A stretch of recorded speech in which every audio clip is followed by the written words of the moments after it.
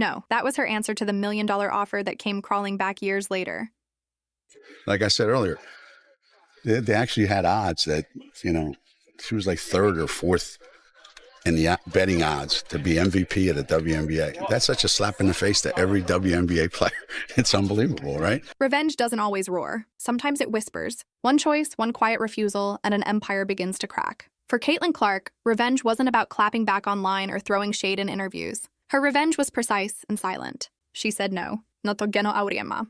No to UConn's legacy. No to the $1 million offer that tried to crawl back into her life years later. On paper, it looked insane. Who walks away from over $1 million for just 8 weeks of basketball? But this wasn't about money. It was about pride and power. The offer came from a man who once dismissed her, belittled her, and treated her like a footnote. When Clark rejected it, she didn't just turn down a check. She dismantled an ego that had never been challenged.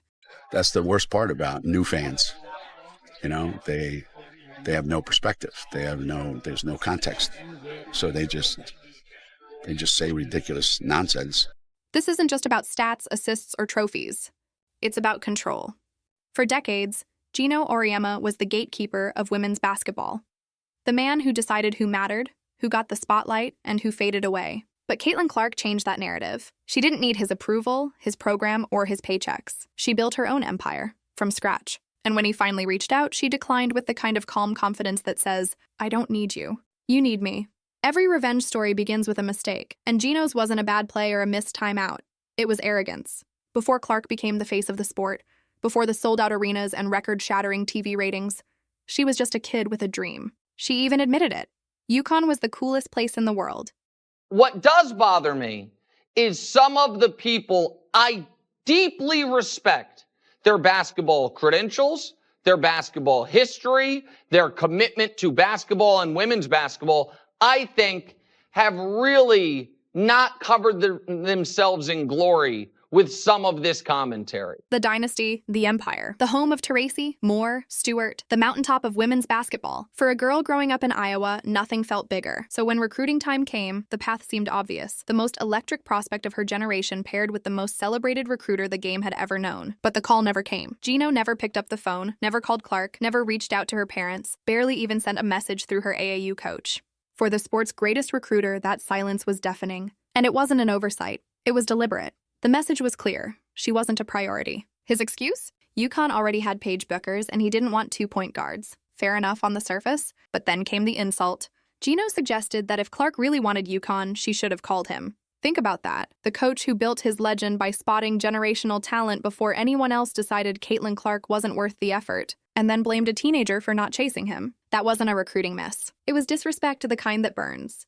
The delusional fan base that follows her disrespected the WNBA players by saying she's going to go in that league and tear it apart. The kind you never forget. Clark quietly stored that memory away. If Geno didn't believe in her, she'd go somewhere that did. So she chose Iowa, a program without UConn's banners, mystique, or dynasty glow. To outsiders, it looked like a downgrade. But to Clark, it was freedom. At Iowa, she wasn't Paige's understudy. She wasn't Geno's afterthought. She was the recruit, the centerpiece. From the moment she stepped onto the court in Iowa City, she rewrote the story. Her logo-range threes weren't just shots, they were statements. The sold-out arenas weren't just fans, they were believers. The record-breaking TV ratings weren't accidents. They were proof. Every bucket, every viral highlight, every shattered record whispered the same truth. You missed this. Meanwhile, Geno doubled down. Instead of humility, he leaned into arrogance, brushing her off with smug sound bites, calling her a kid playing in the driveway. Instead of acknowledging her as a generational force, he tried to shrink her brilliance into something ordinary. But ordinary doesn't sell out Madison Square Garden. Ordinary doesn't drag the WNBA into the mainstream. And ordinary doesn't make a legend rethink every word he ever said. This kid's on the wrong team. She's got the wrong skill set to handle the physicality of that league. And she's a rookie. And that's where the irony cuts deepest. Geno shut the door when Caitlin Clark knocked. He assumed she'd fade into just another good player. Instead, she built the largest empire women's basketball has ever seen, without him. So when he finally circled back, contract in hand, Clark didn't explode in anger or rub it in his face. She simply said no. And that one quiet word cost him more than any championship loss ever could. Geno Auriemma just couldn't help himself. Whenever Caitlin Clark's name came up, he found a way to drag her back into comparisons with Paige Bueckers. If Clark was fearless, then Paige was too. If Clark connected with fans, so had Paige. It wasn't coincidence, it was strategy. By tethering Clark's rise to his chosen stars, Geno kept himself in the frame. He wanted the world to believe her success was nothing new, just another product of the system he built. But backhanded praise only works for so long. People noticed, fans noticed, analysts noticed, other coaches noticed. The delusional fan base that follows her disrespected the WNBA players by saying she's going to go in that league and tear it apart. There were actually odds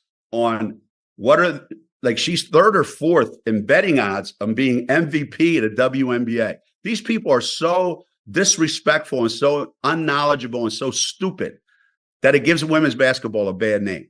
Okay, so the kid was set up for failure right from the beginning. They saw through the act. Clark's brilliance didn't need qualifiers. She was pulling crowds larger than some pro teams, smashing records the sport had never imagined, and rewriting the entire narrative around women's basketball. Yet there was Geno, still smiling for the cameras, clutching at his fading throne. Beneath the charm hid insecurity, the kind that creeps in when the spotlight starts shifting away and you can't stop it.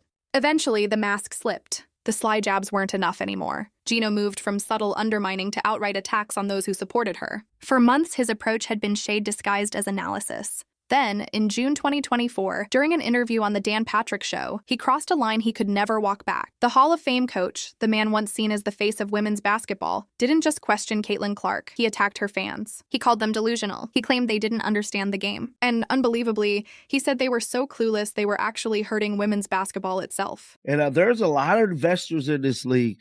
One investor, been trying to keep quiet about, his investment in the league ever since his comments that he made about a young rookie. Pretty much, had him in the headlines for about a month and a half. That is Geno Auriemma, dog. I'm here to tell you, he's part owner of this league. What was their supposed crime? Believing that Clark could finish top 4 in MVP voting as a rookie? To Geno, that wasn't passion. It was ignorance. And Diana Taurasi summed it up best when she echoed his sentiment. That kid's in for a rude awakening. Think about that. Millions of new eyes had just turned toward women's basketball because of Clark. Families were showing up in jerseys. Kids were camping outside arenas just to glimpse her. Casual sports fans were tuning into WNBA broadcasts for the first time ever.